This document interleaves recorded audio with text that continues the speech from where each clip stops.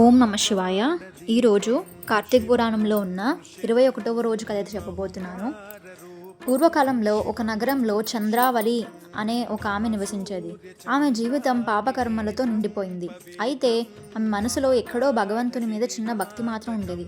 ఒక సంవత్సరం కార్తీక మాసం వచ్చింది. ఆ నగరంలో ప్రతిరోజు ఆలయంలో దీపాలు వెలిగిస్తూ దామోదరుని మహిమను పఠిస్తూ ఉండేవారు. ఒకరోజు సాయంత్రం చంద్రావళి ఆలయం దగ్గరగా వెళ్తుండగా అక్కడ వెలుగుతున్న దీపాలను చూసి ఆమె మనసు కరిగిపోయింది. నా జీవితం పాపాలతో నిండిపోయినా కనీసం ఒక్క దీపమైనా భగవంతునికి సమర్పిస్తే నా పాపాలు కొంతైనా తగ్గుతాయేమో అనుకుంటుంది. ఆమె తన వద్ద ఉన్న కొద్దిపాటి ధనంతో నెయ్యి దీపం కొని భక్తితో ఆలయంలో దీపాలు వెలిగిస్తుంది. ఆ రోజు ఆమె కార్తీక మాసంలో ఒక్క దీపదానం మాత్రమే చేసింది.